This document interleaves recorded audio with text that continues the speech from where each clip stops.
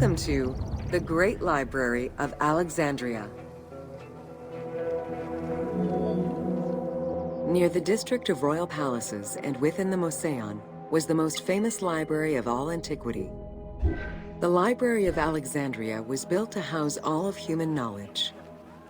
At its pinnacle, the library was believed to contain over 700,000 parchments.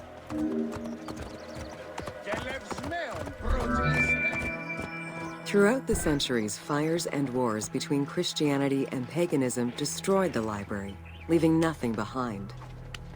The loss of the building, and more importantly, its vast collection, is immeasurable.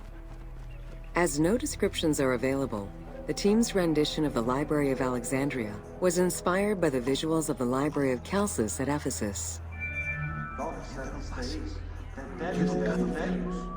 While much of the collection was purchased at the government's expense, the library also obtained books through other means.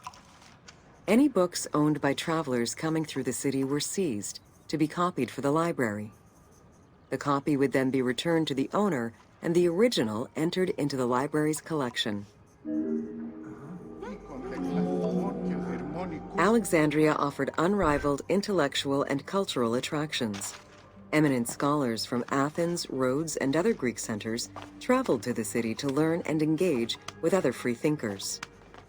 Both the Moseon and the library were at the center of groundbreaking ideas and creative expression.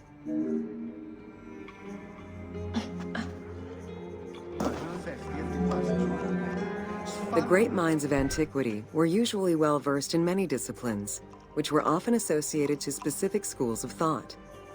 The Peripatetics, the Stoics, and the Cynics were among the most well-known schools of the time. It is clear that Alexandria lived up to its fundamental role as a city for intellectuals, nurturing many great minds whose impact reverberates through our modern world. Hypatia of Alexandria was a Greek mathematician, philosopher, astronomer, and inventor. Though born in Greece, she eventually migrated to Alexandria, like many great minds of the time. It is there that she became the head of the Neoplatonist school of Alexandria. From most accounts, she was highly respected by her fellow Alexandrians, both as a teacher and a philosopher. With her death, the age of great ancient scientific discoveries came to an end. Calemicus was born in Cyrene and educated in Athens. After his studies, he moved to Alexandria to work in the Great Library. A poet and a critic, he strongly rejected the epic format of Homeric poems, and instead fervently supported a shorter, more judiciously formulated style of poetry. His epigrams and elegiac poems were emulated by later poets.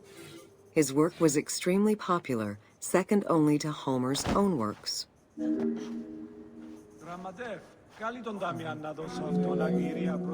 It was in Alexandria that mathematician Euclid, the father of geometry, wrote the Elements, laying out the foundational work of what would become modern algebra and number theory. Euclidean geometry would become one of the most influential systems in the evolution of mathematics.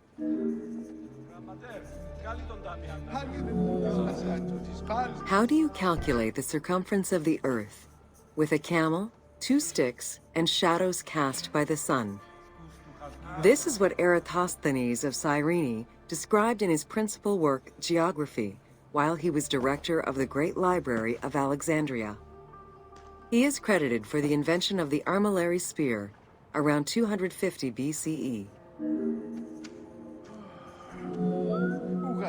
The earliest known and most complete armillary sphere of antiquity was the Meteoroscopian of Alexandria, with an imposing 9 rings compared to the 3 or 4 of most other astrolabes. Known as the zodiac krikatoi amongst the Greeks, the Meteoroscopian was used to determine the location of celestial bodies around the Earth. Every self-respecting astronomer of antiquity would have sought to use this tool to better understand the celestial movements. Pythagoras of Samos was a well-known and respected philosopher and mathematician. He is best known for the Pythagorean theorem. However, there is proof that the theorem existed in Babylonia and India long before Pythagoras was born, casting some doubts as to who exactly originated the theorem.